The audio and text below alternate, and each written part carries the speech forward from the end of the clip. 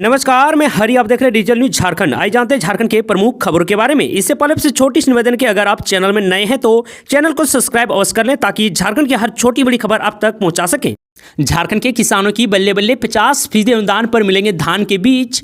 दरअसल आपको बता दूं, सरायकेला खारसवा जिले में एक बार फिर बारिश का इंतजार खत्म होने वाला है। केरल में मानसून पहुंच चुका है और 15 दिनों के अंदर सरायकेला खारसवा जिले में बारिश शुरू हो जाएगी।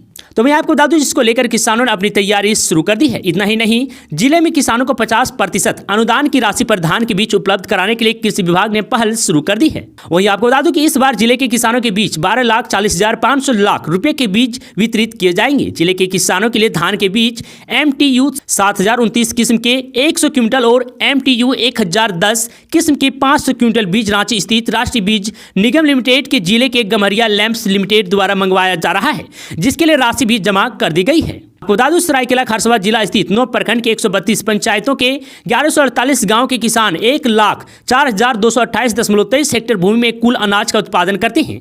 आपको बता दूं, कृषि विभाग द्वारा MTU 7029 किस्म के धान के बीज 100 क्विंटल मंगा रहे हैं, जिसकी प्रति क्विंटल कीमत 4,060 रुपये है। लेकिन यह बीज किसानों को 50% अनुदान की राशि में कृषि विभाग द्वारा उपलब्ध कराई जाएगी। इसके लिए किसानों को मात्र 2,030 रुपये प्रति क्विंटल ही देने पड़ेंगे। इसके साथ ही MTU 1010 किस्म के धान के बीज 500 क्विंटल मंगाया गया है, जिसकी कीमत प्रति क्विंटल 4,150 रुपये है। किसानों को यह धान के बीज 50% अनुदान में दिए जाएंगे। किसानों को सिर्फ 2,075 रुपये प्रति क्विंटल ही देने पड़ेंगे।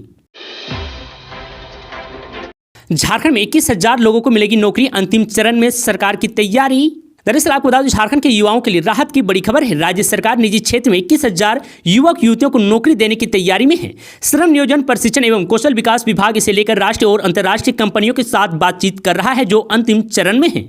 आपको बता दें कि सरकार की योजना के अनुसार कौशल और रोजगार मेले की तर्ज पर रांची में जल्द ही मेगा स्किल कनक्लेव होगा। इसमें Honda, comics India, Maruti Suzuki, Coca Cola जैसी कंपनियां शामिल होंगी। कोका कोला के वाइस प्रेसिडेंट भारत के साथ विभाग के अधिकारियों की बैठक भी हो चुकी है। आपको बता दूं कि कनक्लेव के लिए इन कंपनियों से विभाग स्तर पर एग्रीमेंट भी किया जाएगा। विभाग के अनुसार विभिन्न रोजगार मेले के जरिए अब तक 45,000 युवाओं को नौकरी दी जा चुकी है। वही सूत्रों के मुताबिक स्किल कनक्लेव की अलग अलग स्तर पर टीम बनी है। आपको बता दूं कि श्रम एवं नियोजन विभाग के अनुसार राज्य के अलग अलग जिलों में पहले की तरह रोजगार मेले लगते रहेंगे। इसकी भी तैयारी विभाग के स्तर पर शुरू हो गई है। विभागीय अधिकारियों के अनुसार अब तक 45,109 बेरोजगार युवक युवतियों को रोजगार मेले से नौकरियां दी गई है। इनमें Jharkhand skill development mission society द्वारा 26,343, नियोजनालय द्वारा 14,989 और औद्योगिक प्रशिक्षण स्थानों द्वारा 3,777 नौकरियां राज्य के युवाओं को दी गई है। झारखंड में इस दिन शराब बिक्री पर लगी रोक, करना होगा इंतजार।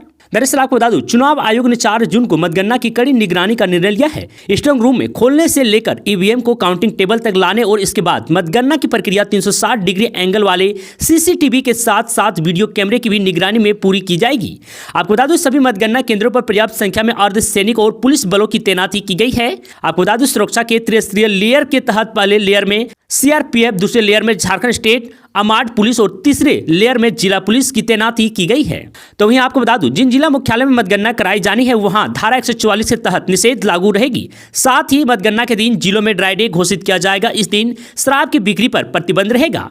प्रत्येक मतगणना केंद्र पर विशेष पर्यवेक्षक तैनात रहेंगे, जो मतगणना में चुनाव आयोग के दिशा निर्देश का अनुपालन सुनिश्चित करेंगे। आपको बता दूं कि मतगणना स्थल पर काउंटिंग एजेंटों को सिर्फ कॉपी, कलम एवं कागज लाने की ही अनुमति होगी। किसी प्रकार का इलेक्ट्रॉनिक गैजेट, खाने पीने की वस्तु या अन्य कोई भी सामान मतगणना केंद्र में अंदर ले जाने की अनुमति नहीं होगी। जोरों पर नतीजों की तैयारी, अब रिजल्ट की बारी। 4 जून को सुबह 8 बजे तक शुरू होगी मतगणना।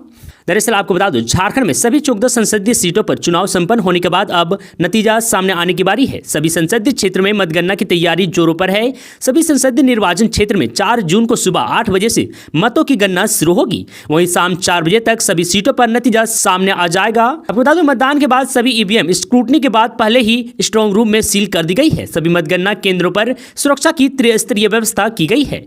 वहीं आपको बता दूं कि मुख्य निर्वाचन पदाधिकारी K रवि कुमार के अनुसार 4 जून को सुबह 8 बजे बजे से मतगणना शुरू होगी। नियमित अंतराल पर हर राउंड के नतीजे की घोषणा होती रहेगी। उन्होंने बताया कि संभावना है कि शाम 4 बजे तक मतगणना पूरी हो जाएगी। तो वहीं उन्होंने बताया कि नतीजे ऑनलाइन भी देखे जा सकते हैं। बताते चले कि झारखंड के सभी 14 संसदीय सीटों पर कुल 244 सियासी योद्धा मैदान में थे। आपको बता दें इनमें 212 पुरुष तथा 33 महिला उम्मीदवार सम्मिलित हैं। वहीं पहली बार एक ट्रांसजेंडर भी चुनाव मैदान में थी। तो वहीं आपको बता दें इनमें से किनके सिर पर जीत का ताज सजेगा, किनकी हार और जमानत जब्त होगी। तो बता दूं कि 4 जून को शाम 4 बजे तक स्पष्ट हो जाएगा कि इस बार उम्मीदवारों की संख्या पिछले चुनाव से अधिक थी। पिछले 2 लोकसभा चुनाव में 2014 तथा 2019 में उम्मीदवारों की संख्या क्रमशः 240 और 229 ही थी। बिजली चोरी पर लगेगी लगाम, अब घर घर क्या जाएगा ये काम। दरअसल आपको बता दूं जामताड़ा व मिहिजाम शहरी क्षेत्र में इस साल पुनरुत्थान वितरण योजना यानी कि RDSS के तहत बिजली सुधार पर काम होगा। LT वायर को LT-AB केबल में बदला जाएगा। लगभग 180 किलोमीटर नंगे तार को बदलने की कार्य किया जाएगा। वहीं आपको बता दूं इसके अलावा प्रशासनिक स्वीकृति मिल गई है। दोनों ही जगहों पर सर्वे का काम पूरा कर लिया गया है। इस कार्य का मुख्य उद्देश्य शहरवासियों को बिजली की समस्या से निजात दिलाना है। इस योजना को पूरा होने पर शहर को निर्बाध रूप से बिजली आपूर्ति की जाएगी। दरअसल आपको बता दो बिजली व्यवस्था में सुधार के लिए दोनों ही क्षेत्र में 17,000 स्मार्ट मीटर लगाए जाएंगे। बिजली लोड को कम करने के लिए विभिन्न जगहों पर 200 नए ट्रांसफार्मर लगाए जाएंगे। यह काम हो जाने पर बिजली चोरी, बिजली आपूर्ति और बिल में हो रही कमी को पूरा किया जाएगा। इसके अलावा दुर्घटनाओं में भी कमी आएगी। तो वहीं आपको यह भी बता दें कि भारत सरकार के तकनीकी रूप से उन्नत करने, बिजली की क्षति रोकने और घाटा कम करने के लिए यह योजना शुरू की गई है। आपको बता दें कि RDSS के तहत 17,000 प्रीपेड मीटर को मंजूरी दी गई है। इसके अगले कुछ सालों में इसे पूरा किया जाएगा। झारखंड में मतगणना से पहले भाजपा ने खटखटाए चुनाव आयोग का दरवाजा, उठाई 3 मांगे। दरअसल आपको बता दूं झारखंड में काउंटिंग की तैयारी शुरू है। इसी बीच बीजेपी का एक प्रतिनिधिमंडल न्याय मामले में प्रमुख सुधीर श्रीवास्तव की अगुवाई में चुनाव आयोग पहुंचा। भाजपा ने निर्वाचन आयोग से काउंटिंग के समय एजेंटों की सुरक्षा के लिए ज्ञापन दिया।